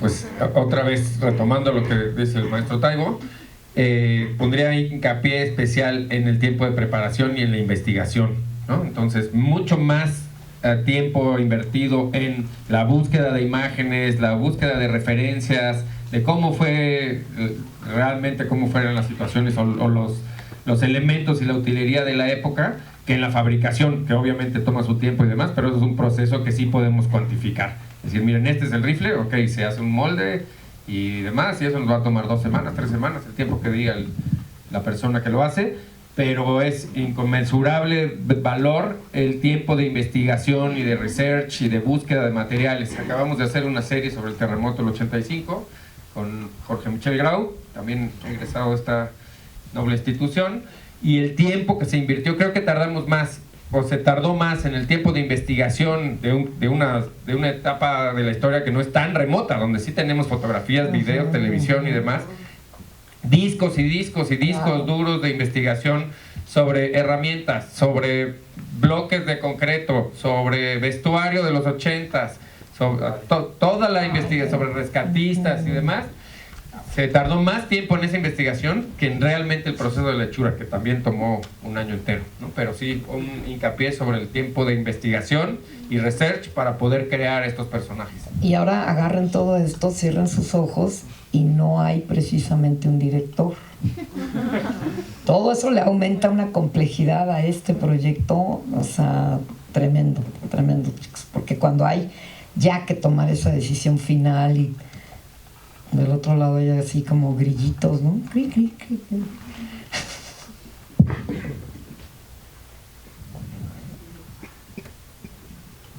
Perdónenme, pero estoy ahí pensando en cómo decía, Dios mío, ¿cómo me metí en esto? Se ve espectacular. Ya no me acuerdo, ¿lo quemamos de verdad o eran vagones para quemar? Ya no recuerdo eso. No, teníamos, bueno, esto era el tren completito y entonces ahí está la explosión. Es una pena, pero me acabo de enterar que me cancelaron mi página web hoy por no pagar. Pero ya mañana la pago. No, pero es que ahí viene el tráiler, que por eso estaba como obsesionado ahorita en la compu intentando buscárselos. El tráiler de La Cristiada, pero editado por Arte, pues, o sea, un poco todo lo que es esto, porque es, bueno, pues teníamos que explotarlo en una estación que pertenece ni siquiera ya a México, como dijera, de la Union Pacific, pedirles autorización para poder meter explosivos y además volar un tren de cartón, ¿no? Y metal, como esa cosa. Pero bueno, esto, imagínense lograr esto en un tren de época, pues O sea, a ver, ¿dónde hay trenes así? En el Museo de Puebla de trenes. Ok, sí, muy bien, pero ahí no te van a dejar prenderle fuego. ¿No? Bueno, exacto. Entonces, pudimos hacer esta locura, y lo más bonito de eso, ya como anécdota, fue que nos consiguieron el acceso a la especie de biblioteca que tienen ellos de trenes, donde tienen todos los planos. Entonces realmente esta máquina se construyó de acuerdo a un plano de 1900 que llegó a México para armarse. O sea, llegó el tren despiezado y aquí se armó y estaban todos los planos. Entonces fue muy bonito poder conseguir todos esos planos originales para hacer nuestro ensamble, ¿no? Nos prestaron un pedazo de vía atrás de la estación de trenes de Durango, donde estuvo trabajando, perdónenme, donde estuvo trabajando su equipo. Estábamos atrás de la estación de trenes de Durango, y súper interesante. Había un equipo ahí de construcción liderado por este hombre que asignó Salvador a hacer esto, y pues vimos crecer el tren de nada, ¿no? De los trucks, la base, ¿no? Yo tengo una banca del tren que me regaló, no me acuerdo si me la regaló Salvador o me la robé del tren, no lo cuento, eso también es, pero ahí está la banca, Salvador. Te lo recuerdo con mucho cariño y con mucha emoción el logro final, ¿no? De tener ahí este tren. Sí, Letalia, las fotos están muy padres. ¿Ya encontró el trailer nuestro? Mira, son fotos, no sé video, pero bueno. Perdón por la interrupción, confiaba en eso y ya no. Bueno, otra de las cosas, pues por supuesto, de este gran proyecto, porque pues claro, el tren es una cosita, o sea, créanme que había muchos más problemas. Entonces ahorita vamos a ver los campamentos, por ejemplo, ¿no? O sea, el tren era nada, era, vamos, el 1% de los problemas, la verdad, ¿no? O sea, había que montar estas cosas. Yo no sé si ustedes conocen el sombrerete, pero subimos con mulas toda la decoración así por la sierra. ¿Por qué? Porque órganos, ¿no? Sí, en la Sierra de Órganos. ¿Por qué? Pues porque, claro, no queríamos que cada locación tuviera su personalidad y que realmente se sintiera en un lugar súper inhóspito. Entonces ahorita, ¿sí pudiste conectar? Sí, ya se está descargando, ya está. Aquí. Ok, o conecta mi compu, pero ese trabajo, o sea, que de alguna forma Estela tocó y que yo les vuelvo a repetir, esa fue la verdadera vía crucis del proyecto. O sea, cómo ir llevando esta producción, que somos un circo enorme, o sea, imagínense camiones, gente, hospedajes, trabajar con locales, para entonces sí, ahorita vamos, no, esa no es. No. Voy a Ok, bueno, perdón. Así de obsesivos y necios somos los diseñadores. Esa no es. Oye, Perdón. deberías de mencionar a Dani, a tu decoradora, que vivió ahí en una tienda de campaña en la Sierra de Órganos, ¿te acuerdas? No, dormía en el Hotel Hollywood. ¡Ay, Parma! Está gastando la emoción. Pero su decoradora Pero hizo claro, un trabajo espectacular. no, dormíamos muy Campamentos. poquito. Fue un equipo muy grande, porque estaba Dani y luego entró Luisa, porque era tal el trabajo. Sobre todo que es época. Y la época requiere que la vivas. O sea, yo, por ejemplo, lleno mi oficina de miles de referencias para que cualquiera que entre ahí empiece a vivir en 1920, ¿no? O sea, que no piense ni en el Costco, ni en el Superama, que les queda cerca, sino que piense en los mercados y donde teníamos. Aquí, si apagan la luz, va a ser más bonito. Estas son ya fotos del rodaje de algunos sets, para que vean la complejidad. No hay luz. Bueno, seguimos. Entonces, bueno, se vio muy grande, o sea, es un proyecto, imagínense, esto es ahí van a pagar, mira, estoy viendo al del... ¿Vuelos? No. Sí, muy bien. Bueno, ok, a ver si quieres regresa a la primera. Estas son stills de alguna forma ya del trabajo de arte hecho. Por ejemplo, aquí es una locación donde tenemos que hacer un cementerio cristero, Eso de allá atrás era parte de un tiro de mina que le hicimos toda la parte como de iglesia construida y todo este cementerio. Siguiente. Vamos a ir así como un poco rápido, que son muchas, ahí es la misma, ¿no? Pero para que vean el lugar, o sea, imagínense, esto está en Sierra de Ojuelos, un lugar lejísimos, que cualquier producción te diría, estás totalmente loco, ¿no? Pero no, aquí los señores sí nos apoyaron y dijeron, no importa, es un camino, vale la pena y si lo hacemos con logística, llegamos. Y pudimos filmar en un lugar que está a 3 horas de Durango. Pero vean ese lugar, es espectacular, o sea, con una sierra divina, todo eso se construyó por nosotros sobre construcciones que ya había. Este era un pueblo que en teoría ya está quemado, o sea, llegaron los federales, supuestamente llegaban los federales y habían incendiado el lugar. Y entonces vemos un poco el set. Siguiente. Bueno, son parte de las construcciones, parte de las intervenciones sobre fachada, todo lo que está pintado obviamente es escenografía, para no destruir la belleza del lugar. Esta es una fábrica de jabones que se montó en una fábrica de harinas. Entonces, claro, producción tuvo que gestionar en un lugar precioso que yo pudiera mis cosas. Esto, por ejemplo, a ver, regresa ahí. Esto es Durango City Centro, o sea, es el mero centro de Durango y tuvimos que hacer todas estas fachadas. Atrás de eso está un Soriana o alguna cosa de esas, pero ahora se llama el almacén de modas, ¿no? Entonces yo tuve que hacer esas fachadas y María Estela tuvo que llenar de gente de ciudad, porque esto también ocurre en la ciudad. Esto era, me imagino que Jalisco de la época.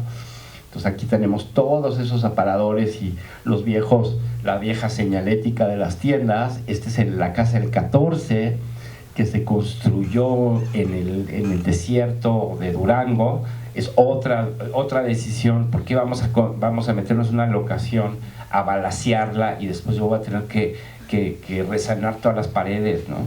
Entonces construimos toda esa casa desde cero en un desierto, utilizando técnicas novedosas que yo le llamo cinemiseria, porque son con materiales muy baratos, pero para poder filmar aquí, por supuesto, ¿no? Ahí estamos, siguiente. Esta es la estación de trenes de Durango, ya decorada por nosotros, todo lo que ven ahí al fondo, los counters, las lámparas, las bancas, pues todo esto está hecho por nosotros.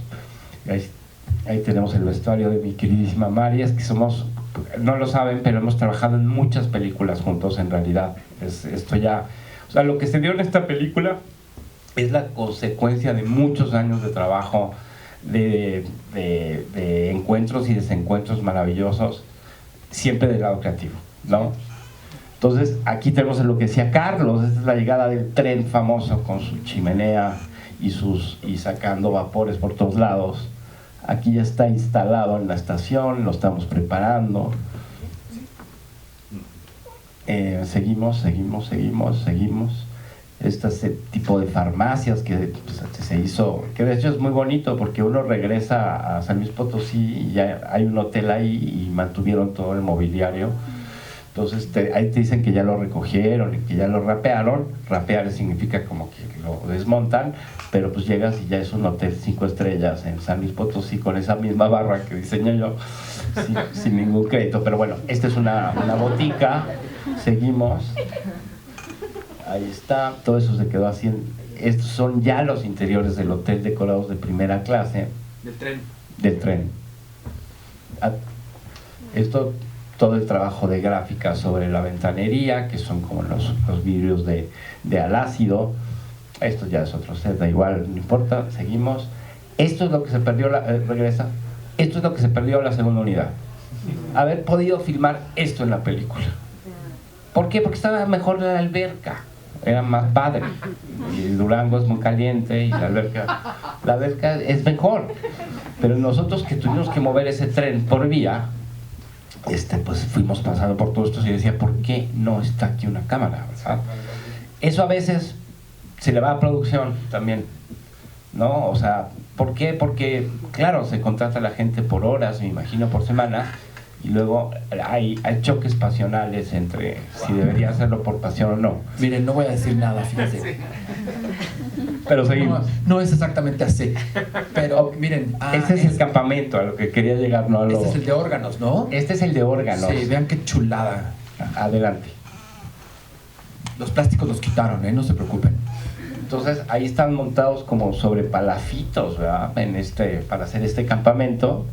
Todo se llevó en mula a este lugar. Todo. Cada palo que ven ahí, cada tela.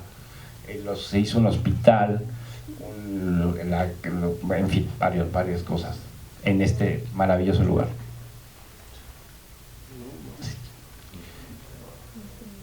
Esta es la casa del 14 que les digo que se construyó de cero para poder pues balancearla. Adelante. ¿Cuántos viajes en mula hicieron? Híjoles, eso son muchos, no sé. ¿Cuántos días qué? No sé, pero ese campamento se montó, lo que sí te puedo decir es que se preparó en 1 semana y media. Entonces sí fueron muchos viajes. Adelante. Estos ya son como interiores, la misma casa. A ver, eso ya lo vimos. Este es el tren, sigues. Pum, pum, pum, más. Y bueno, pues todo lo que conlleva a esta película de época ese es el momento en que explota el tren en realidad, así es como quedó. Y este es el tren en llamas, que es la parte más bonita de la dirección de arte, es cuando todo se quema. Oigan, de nuevo dimensionando, había un camión mudancero en donde solamente viajaban las sillas de montar y las cosas que necesitaban los caballos. Solo para que se hagan una idea. Otro camión mudancero en donde solo viajaba los corrales portátiles que llevábamos a todos lados para estos 50 caballos, ¿no? Entonces, los dos trailers de Maries se unían, probablemente teníamos alrededor de 45 camiones, ¿no? Entre una cosa y otra, lo cual hacía esto, pues, un circo complejo de mover y de acomodar y de que no nos estorbáramos, ¿no? Y tener el cuidado suficiente con todo, porque cargar caballos significa cuidarlos, dormirlos, no dejarlos a la intemperie, alimentarlos, cepillarlos, rascarles atrás de la orejita, que por suerte no lo teníamos que hacer Salvador, ni yo, ni Maris, ¿no? Pero, en fin. Bueno, aquí tomamos todo un lugar en San Luis Potosí. O sea, ya nos movimos de Durango a San Luis, donde en el Cerro de San Pedro, que están dinamitando a los canadienses. Bueno, creo que ya los echaron de ahí. Pero, pues en este pueblo, pues lo decoramos todo. Y una vez más, nos apropiamos. La Maristela montó su bodega ahí, yo monté mi bodega ahí. Vivimos también unas semanas acá. Adelante. Todos esos rifles que llevan esos señores, unos son reales, otros son réplicas, pero casi todos son fakes, son falsos, porque están en el caballo, están montados. Son los que disparan que son Stones, y pueden llevar ese rifles reales. Adelante. Bueno, toda la pintura que todavía sigue ahí en el Cerro de San Pedro, si quieren ir, todavía está.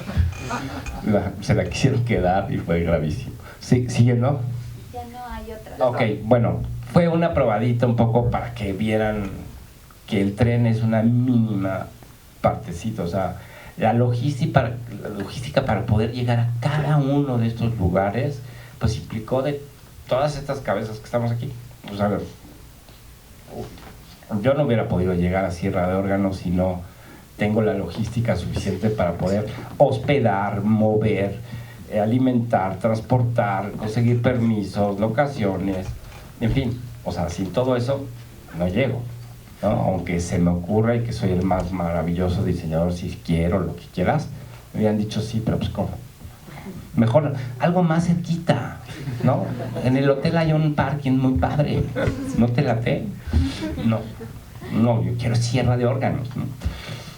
Y claro, pues esa decisión mía implica que María Estela tiene que también llegar allá, también tener una unidad allá, que ahora nos cuente lo que fue, pues montar esa gran bodega porque claro, o sea, ellos empiezan siempre antes que todo el mundo, o sea, tienen que vestirlos a todos los actores, a los extras, tenerlos listos, y de ahí pasan a otros procesos que son maquillaje, después ensayos, y claro, todo el mundo quiere filmar las 12 horas.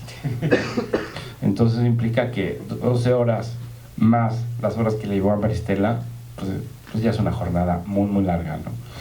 Y implica otro tipo de cruz y demás, ¿no?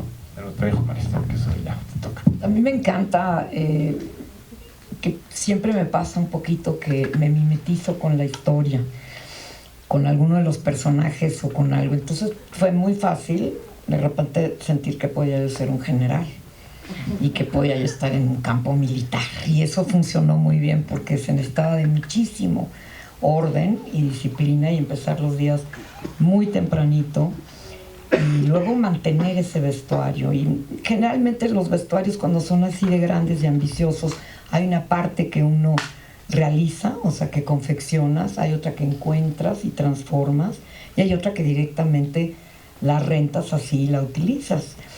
Y me pasó que, bueno, fuimos a Estados Unidos, donde hay, ¿no?, casas de renta muy, muy grandes, y estaban 3 producciones de los años 20 en ese momento que habían llegado antes que nosotros. Entonces me fue imposible. O sea, prácticamente no me pude traer nada y no me daba tiempo. O sea, confeccionar no tiene problema, pero hay que conseguir la tela y hay que conseguir quien lo haga, ¿no? Y no es fácil porque es una época que no es reciente, digamos, ¿no? Y aunque se pueden conseguir patrones para poder construir esos vestuarios, pero era complicado. Y lo que pasa es que de verdad la vida te pone ahí y la inventiva, ¿no? O sea, digamos que la historia del vestido se repiten, ¿no? De repente ciertos cortes y ciertas formas. Entonces los años 80 toman una cierta inspiración de los años 20. Y entonces lo que hicimos fue, para obviamente escenas grandes, no primeros planos, todo eso era hecho, diseñado y construido para nuestra peli, pero para los planos terceros y cuartos planos de por ahí, pues conseguimos un montón de vestidos de los 80s, que afortunadamente el angelito del vestuario siempre está presente en una tienda abandonada en Durango, y les hicimos las alteraciones adecuadas y tú los ves y tú crees que son de los años 20.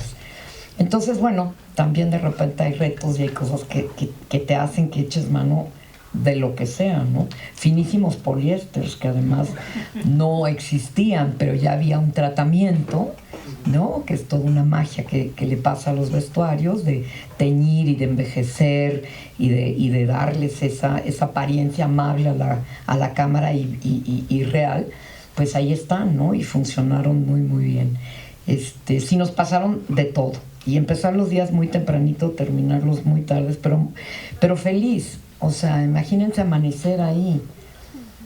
O sea, es un privilegio, ¿no? Y yo creo que desde que conozco a Salvador, en su primera película, la primera película que hicimos juntos, construyó un barco que flotó. Entonces le gusta esta cosa extraña y de repente, pues sí, ¿no? Yo me he subido a unos trenes de esta época y me he subido a unos barcos, gracias a que a él se le ocurren y que Carlos y Chan, desde luego, nos permiten hacerlo, ¿no? También estábamos ahí discutiendo sobre la flotación del barco. Sí, también en ese barco estuvimos. Es que nos hemos echado varias aventuras juntos, claro. Bueno, pues yo creo que procederíamos con preguntas y respuestas, maestro Jasso, porque son ya las 11:35 de la mañana. Yo acá, para contestar. Gracias.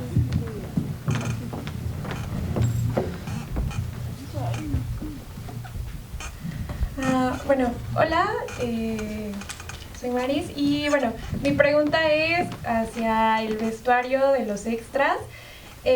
¿Cómo le haces con tallas, con medidas? O sea, ¿haces como el diseño de diferentes medidas y ya nada más consigues como a los extras que coincidan como en las características físicas para que les quede, o los consiguen como desde antes o les terminan haciendo modificaciones a último momento? Y esta es para Salvador, que bueno, admiro mucho el cine de Almodóvar y pues mi pregunta es como tus aventuras trabajando con Almodóvar, porque su cine es como muy característico y el color es súper característico en su cine, y pues sí me da curiosidad saber cómo ha sido ese proceso de trabajar con él y pues de lo que has tenido que hacer como envolver. Y sería todo. Bueno, el mundo de los extras es totalmente del mundo de las bolas mágicas. O sea, a veces, rara vez, porque cuesta, tienes oportunidad de verlos antes. Pero normalmente tú te prevés, ¿no? Entonces tienes que tener eso, un mundo de tallas. Y cuando es época es difícil. Si no tenemos ese tiempo de poderles ver antes, ni ese dinero, pues tienes que tener el suficiente stock y además estar prevenido, ¿no? Entonces tienes que tener muchas tallas y luego hacer muchas adecuaciones. Hay mucho de magia y de alquimia para que las cosas queden, parezcan. Finalmente, bueno, si tienes cosas de acción, más vale que todo quede y esté en su lugar. Pero a veces es nada más caminar y entonces de lejos y truqueado puedes, ¿no?, estar inventándote la vida, pero normalmente los ves ese día. Por eso esos llamados tan extraordinariamente tempranito, porque lo que quieres es vestirlo de pe a pa, y si hay que hacer ajustes, se hacen ahí, en la mitad del desierto. Hay maquinitas de coser, ponemos también una mesita y establecemos un campamento para darle servicio a todo eso, ¿no? Y también estar dándole polvito, paso de tiempo, lo que se necesite.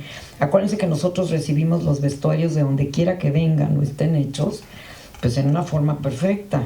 Y esto no, esto tiene polvo de camino, años a lo mejor sin nunca haberse boleado o sin no tener una higiene precisa. Entonces, ese registro de lo que es una guerra, el paso del tiempo, se tiene que tener. Pero también para que ese vestuario nuevecito de poliéster con tutela de la parisina se vea como que es de 1918, conlleva también toda una parte de ambientación y para mí es de imprimirle la veracidad a las cosas. Entonces es preocuparse desde el primer actor hasta el último de los extras. A mí en lo particular los extras me parecen fundamentales, son la textura, son la atmósfera que cuenta una película. Los actores, los personajes ya tienen sus textos y así los vamos a ver y son importantísimos, pero luego es cómo es este pueblo, cómo eran estos soldados, cómo es esta estación, ¿no? Los oficios, los personajes que están ahí, es una familia, son niños, es un maestro, es un banquero, es un maletero, ¿quién son, no? Entonces, tu vestuario está hablando por ellos, siempre. Seas el primer actor o el último de los extras. Así a veces lo logramos, a veces con mayor éxito, a veces pues no tan bien. Pero preocupándonos de los planos, eso es muy importante, ¿no? Si tengo el primer plano muy cuidado, bueno, me puedo dar ciertas licencias por allá en tercer plano, ¿no? Entonces no es que todo lo que esté ahí sea absolutamente de época, pero parece, y ese es el trabajo, ¿no? Algo que siempre se nos olvida decir y es muy importante también es o sea, todo lo que hacemos María Estela y yo en las preparaciones, en la gran investigación que dice Carlos, en hacer trenes, en hacer cosas así, o grandes dobles, es lo que sucede el día que se filma, ¿no? O sea, nuestra presencia tiene que ser obligada, porque todo ese trabajo no sirve si el vestuario va a estar mal colocado o la decoración es incorrecta o no se pusieron las cosas que tenían que haberse puesto, ¿no? Entonces, ese es el día cero, digamos, ¿no? Es donde uno tiene que estar, porque todo lo demás se pierde si no se llega ahí. Entonces, sí, esa presencia en ese lugar, en esos lugares tan recónditos a donde llegué yo a María Estela, pues ella estuvo ahí, ¿no? En el sol, la lluvia, en las piedras, con alacranes, con serpientes de cascabel, muy padres, pero sí pican todo, ¿no? Entonces, bueno, si te contestara todo lo que me preguntaste de Almodóvar, pues sería una teleserie de 8 episodios de 1 hora. Pero te voy a contar uno muy bonito. Es Pedro Almodóvar, me llama para hacer su película. Había visto una película que hice con Fernando Trueba, le gusta mucho. Yo estaba haciendo El Mundo Maravilloso con Luis Estrada, me hablaron, oye, que Pedro quiere trabajar contigo. Ah, pues padrísimo, muy bien. Oye, pero que ya que te vengas ya. Dije, no puedo, estoy haciendo una película, no puedo. Bien, entonces me vuelve a hablar el productor, oye, vamos a ver otras personas, qué pena. Fantástico, vea el que tú quieras, ¿no? Entonces, de ahí me vuelven a llamar. No, que Pedro sí quiere que vayas. Ah, muy bien. Entonces, ¿qué te esperan? Sí. Bueno, entonces si me esperan, vayan trabajando, vayan buscando locaciones, vayan buscando todo eso. Ok. Llegué a España y no habían hecho nada. Entonces, nada más tal cual, llegaron y, ay, Salvador, mucho gusto de conocerte, tal. Aquí están las llaves de tu coche. Y en España, en ese momento, y ahora ya no tanto, pero Carlos lo podrá decir que he trabajado mucho también allá. Al principio, pues las locaciones las hace el director de arte, diseñador de producción, y las busca. Entonces, claro, es la película en la que menos he dormido, porque de día buscaba lugares y de noche dibujaba los sets, ¿no? Y muy raro, porque Pedro, como que le enseñas planos, dibujos, maquetas, ¿no? A mí me gusta enseñar todo antes. Me odio es que no es como me lo imaginé, te dice el director, ¿no? Y pues no es por telepatía, yo te lo enseñé, o sea, a ver, pues, espérame. Entonces, me gusta enseñar todo eso y pues Pedro me decía, sí, pero luego lo vemos. Bueno, ok, great. Y entonces, la productora, en este caso, no era tan amigable.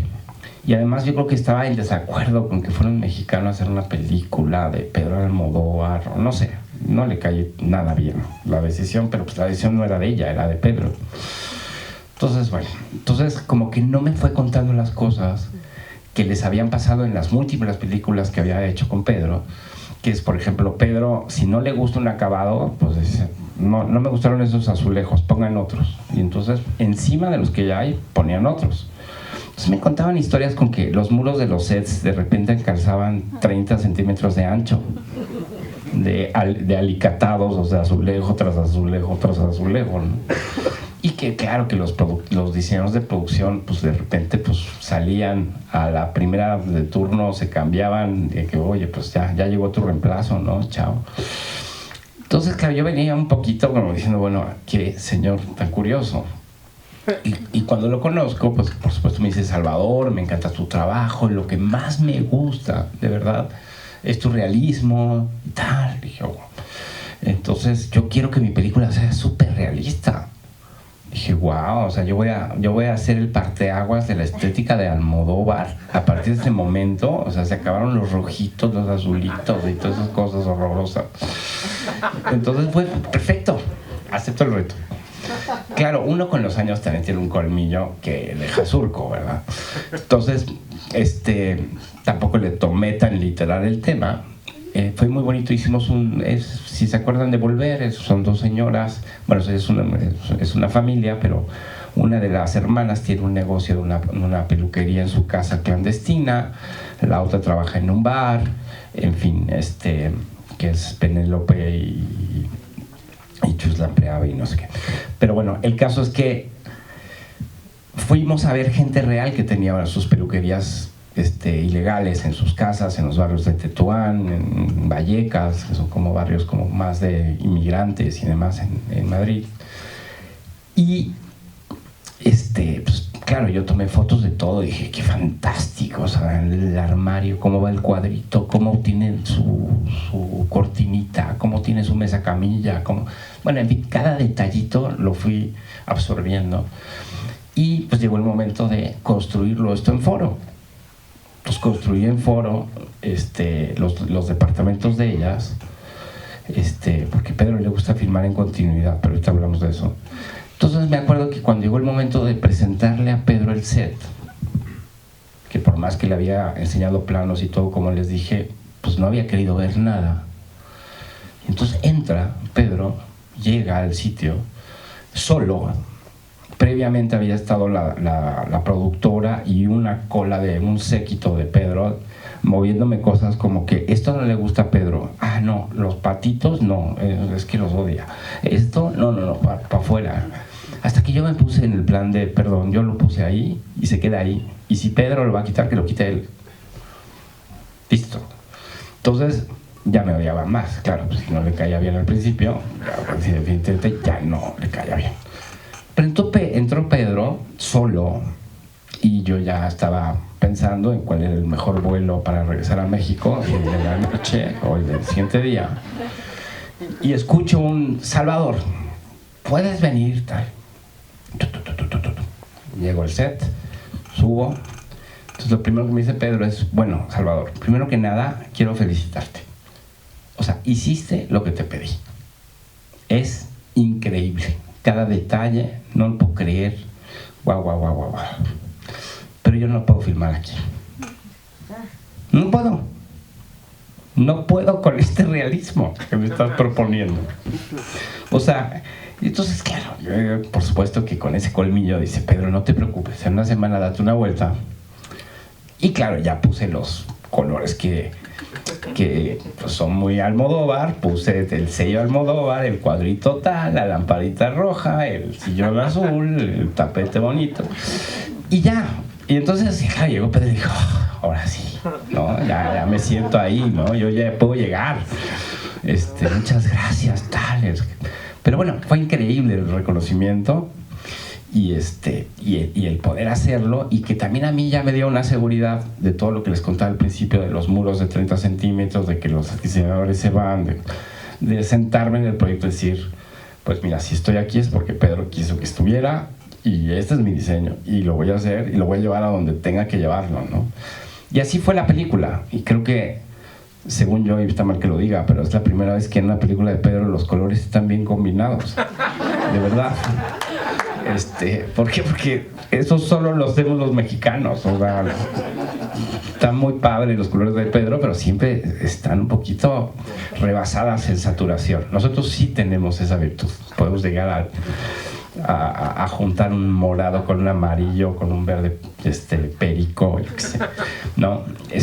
Se nos da, porque la Merced es la mejor escuela de color que hay. Pero bueno, no quito más el tiempo. Otra pregunta.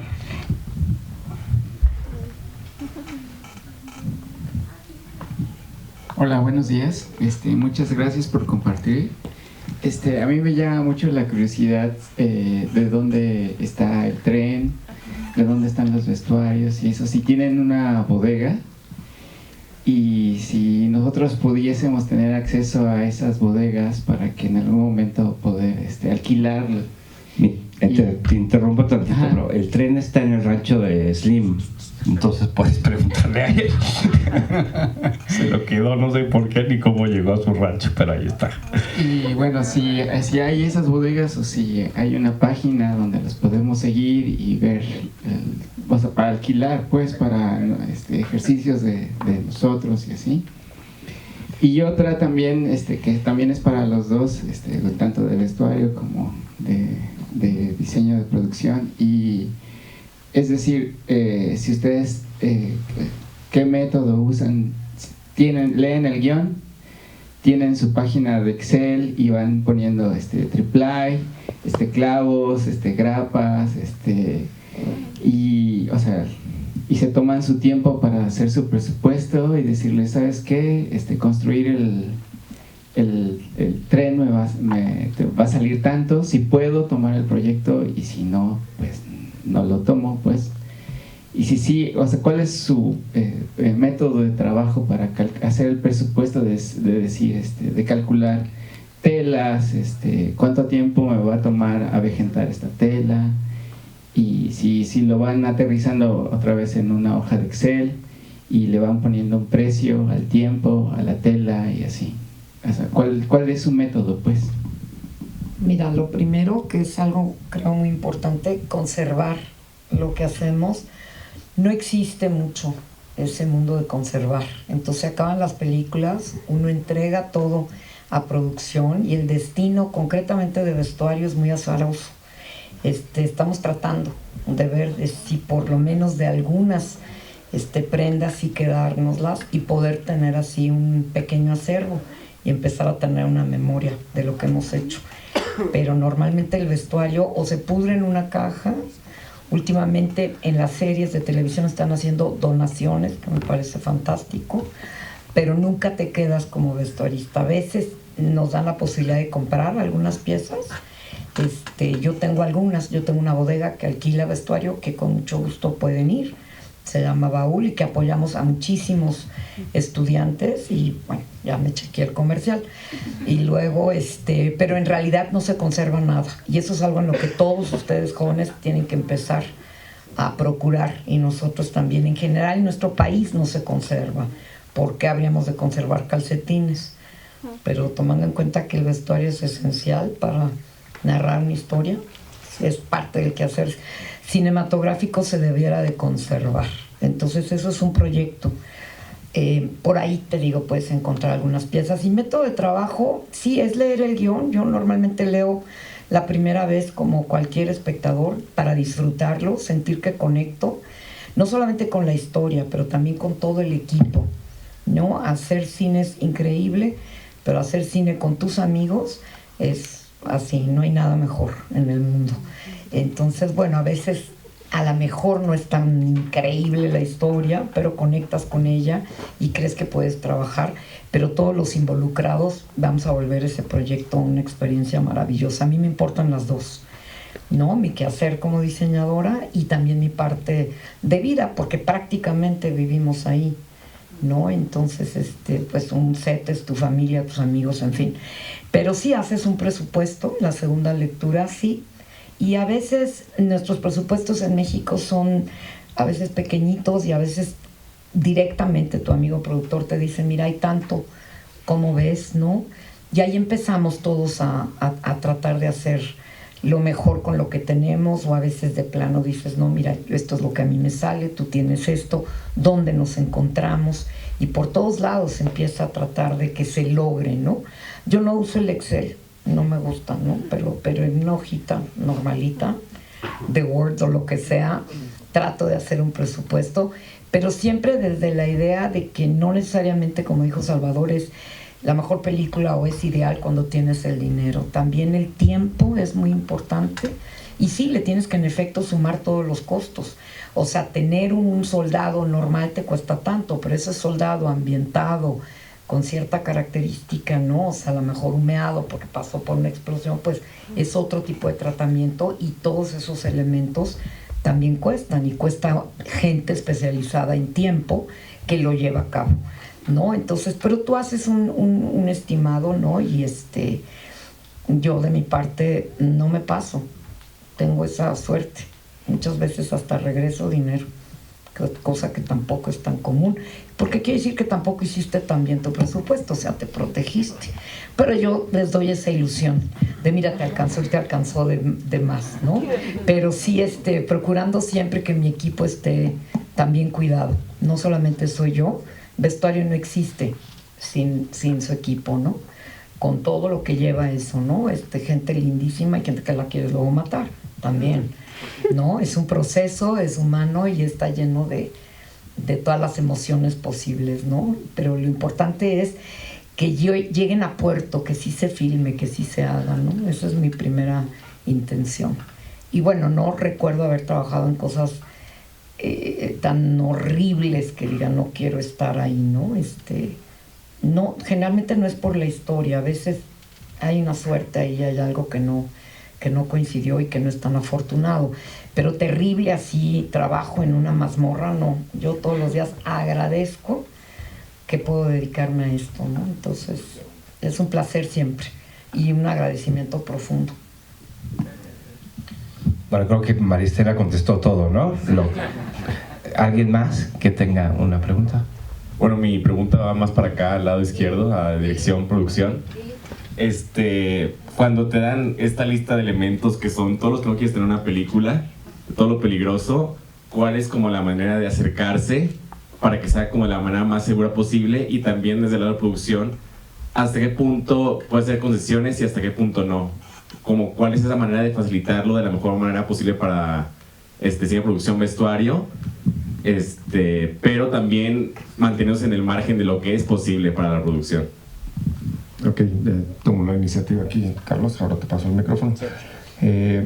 Digo, como podemos ver y constatar una vez más, todos estamos locos en este negocio, ¿no? Eso es una constante. No solo la magia del diseño, de producción y del vestuario, también los fotógrafos, que no hemos tocado el tema aquí, pero es otra piedra angular de todo este circo.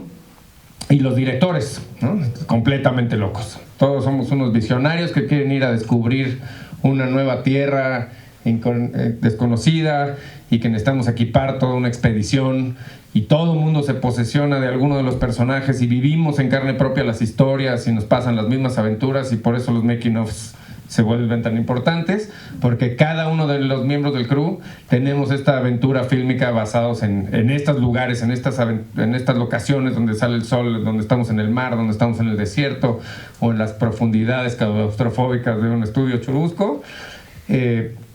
Y ciertamente esa lista que dices que te pasan, pues la hacemos nosotros, ¿no? Parte esencial del trabajo del asistente de dirección es leer el guión palabra por palabra y hacer ese desglose e irlo contrastando con qué opina producción, qué opina el diseño de producción, qué opina vestuario, dónde están todos los detalles, generar este gran desglose.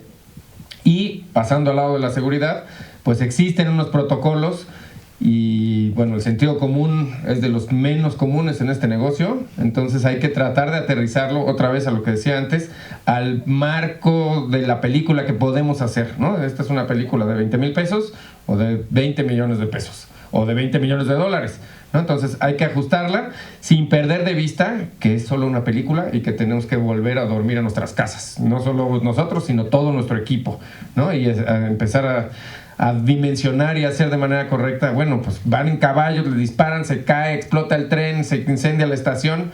Espérame tantito, ¿cómo hacemos que esto sea seguro y sea una ficción y no usemos ni balas reales, ni sexo real, ni alcohol real, ¿no? Que eso es lo que cuesta mucho trabajo a los locos como nosotros aterrizar, ¿no? Y ahí es donde entra el equipo de dirección y de producción para poderlo hacer de una manera de generar esta ficción sin perder el piso ni la vida, ¿no? En ello. Sí, yo te diría que la seguridad no se concesiona. No hay discusión respecto a que algo sea seguro, y si no lo es, no se puede hacer, ¿no? Y ahí pues está tu estilo de trabajo y tu palabra por medio, ¿no? Con el tren lo vivimos, ¿no? Vamos a hacer una prueba. Tiene que estar el ingeniero, tengo que avisar a la línea, tiene que estar, ¿no? Tenemos que revisar una serie de cosas porque solo los trucks y la parte de acero, pues ya había ahí 1 tonelada, ¿no? Entonces si estaba en declive, se nos iba, le pegaba a alguien, etcétera, etcétera, etcétera. Entonces, en lo general, y esto funciona igual en la vida, no debería haber ningún tipo de concesión jamás respecto a la seguridad, ¿no? Entonces, nada que exponga la vida de una persona, y hoy estamos afortunadamente llevando eso más lejos, y ya estamos hablando también de la seguridad mental y de la tranquilidad de las personas, ¿no? Antes creo que nos desbordábamos en el trabajo, y hoy por lo menos yo pues hago tai chi y veo las cosas de otro lugar y me aseguro de que las personas que trabajan conmigo, ninguno sea un mártir, y que sepan que si necesitan ayuda tienen que levantar la mano, y que donde hay un equipo nadie está solo, ¿no? Y eso pues debería aplicar hacia todo el mundo, ¿no?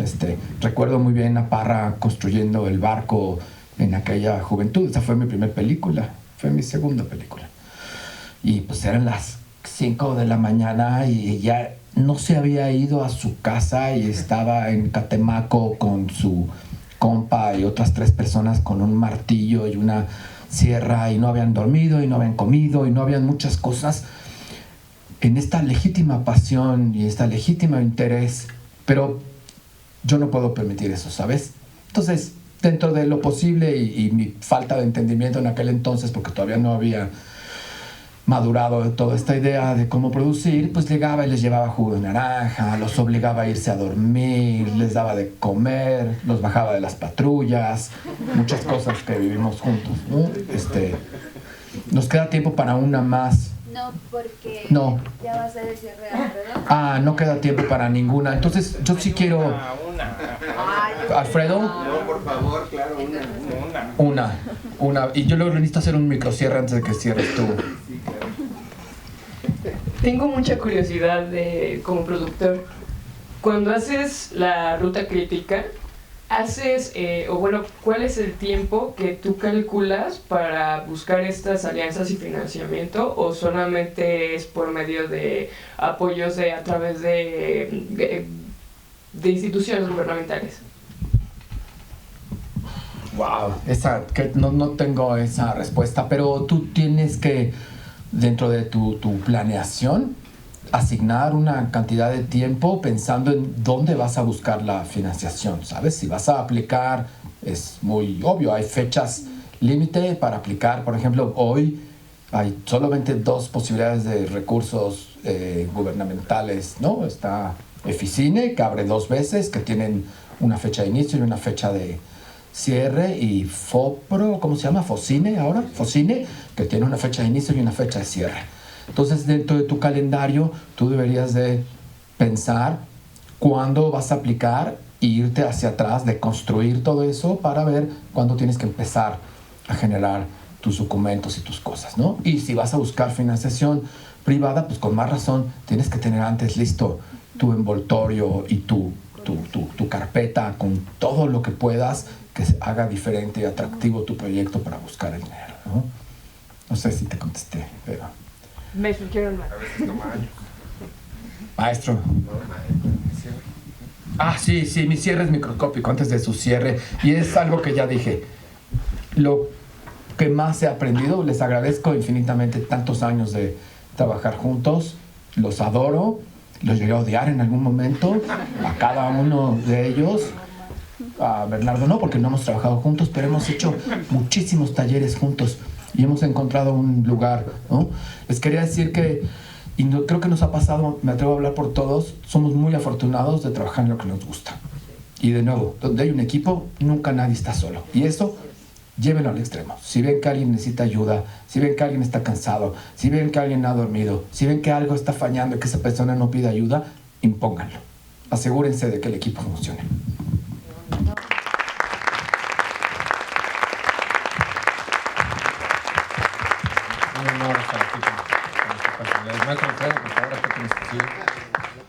Gracias. Solamente vengo, primero... ¿Cómo estás?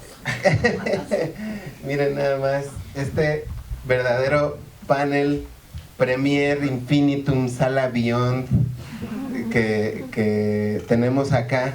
Quiero sobre todo agradecerles a nuestras invitadas e invitados por dar este tiempo, dar esta, no solo información, sino este encuentro con quienes están o ya son profesionales, están interesados e interesadas en pensar más sobre los caminos para hacer el cine desde este lugar del diseño de producción, de la dirección de arte, pero como bien dice nuestro querido maestro Taibo, de el trabajo en equipo. El cine no se puede hacer solo.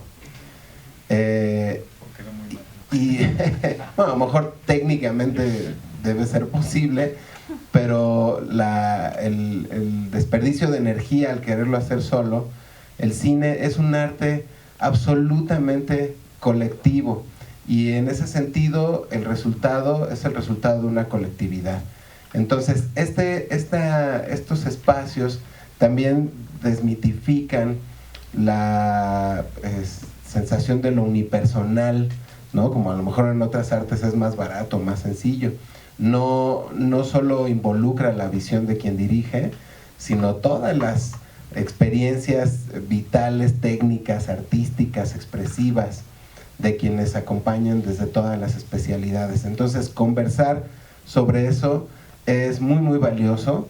Y bueno, aunque todavía continúa una actividad de este primer foro de producción en acción, pues las actividades en este espacio terminan por ahora, porque mi siguiente gran felicitación, y pido un tremendo aplauso para Tania Quiroz.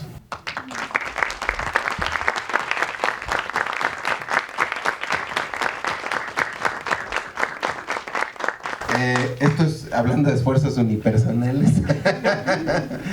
En algún punto Tania se dio cuenta que no lo podía hacer sola, aunque es la principal impulsora y como estudiante del Centro de Capacitación Cinematográfica está poniendo el ejemplo de cómo las actividades generadas desde la comunidad estudiantil provocan estos resultados francamente mágicos. De pronto, si se hicieran con los caminos administrativos, formales, nos tardaríamos como 6 años en generar este foro, ¿no? Y en cambio, con la generosidad de estas especialistas, de estos especialistas, Tania consiguió encontrarnos para conversar sobre cine, y eso es por demás valioso. Así que cuenten con que el CCC va a impulsar las iniciativas de los estudiantes para seguir generando estos espacios de conversación, de encuentro con especialistas, y también seguirá, como debe serlo una escuela, piloteando, siendo laboratorio de nuevas dinámicas de enseñar cine y de hacer cine. Y para nosotros es muy muy especial que todo lo que aquí se pueda conversar genere múltiples preguntas para resolver, desde la creación artística, desde la formación profesional y desde la posibilidad expresiva del cine. Por favor, María. Gracias, Alfredo. Yo te quería preguntar si hay planes de incorporar como parte del estudio, del plan de estudios, el diseño de vestuario. Bueno, porque no está en ninguna escuela de cine. Y luego, ¿cómo nos van a pedir cosas? ¿Verdad? Exacto. Digamos, ocurre dentro de las materias de diseño de producción, ocurre como una de las áreas a abordar, como materia sola no.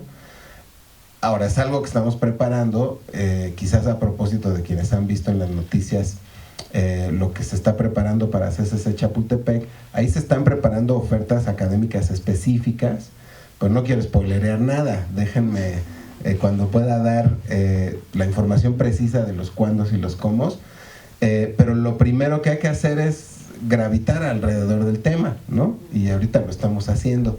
Claro. Esa pregunta son la clase de preguntas que necesitamos que se sigan haciendo para empujar la creación artística desde todas partes del cine. Y pues quién es mejor que estas maestras y maestros para empujarnos hacia adelante. Así que muchas gracias por su participación, gracias maestros, gracias Tania. Y para poder dar cierre a la actividad y continuar, porque la actividad sigue, le paso la palabra a Tania, quien nos va a dar unas palabras. Un aplauso para Tania, por favor.